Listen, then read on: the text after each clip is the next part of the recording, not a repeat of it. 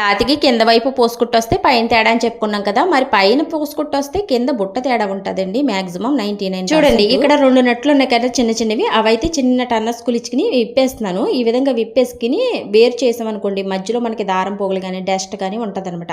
అవి ఎప్పటికప్పుడు క్లీన్ చేసుకోవాలి. ఇలా చేసుకుంటే మీకు నీట్గా వస్తుంది కుట్టు. అయితే మీకు సాపీగా వస్తుందా దారము, లేదంటే గరుగ్గా వస్తుందా, లేదంటే టైట్గా వస్తుందా. టైట్గా వచ్చిందనుకోండి ఇక్కడ దారం పోగులు లోపల పట్టేస్తాయి అనమాట, దానివల్ల వస్తాయి.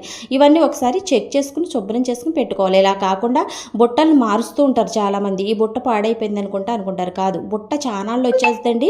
మీరు ఎలా క్లీన్ చేసుకున్నారంటే అసలు మీరు బుట్టలు కొనవలసిన అవసరమే. పైన పూసుకుట్టొస్తే కింద బుట్ట తేడా అని, అలాగే కింద పూసుకుట్టొస్తే పైన నట్టు బిగించుకోవడము లూజ్ చేసుకోవడం అని చెప్పుకున్నాం కదా. ఆయన ఈ 2 చేసినా కానీ మీకు పూసుకుట్టొస్తుందంటే ఒకసారి రిపేర్ షాప్కి తీసుకెళ్ళి చక్కగా ఆయిలింగ్ చేసుకోండి. ఒక్కసారి మీరు తీసుకెళ్ళారంటే 100 సార్లు హాయిగా కుట్టుకోవచ్చు అనేది మాత్రం మర్చిపోవాలి.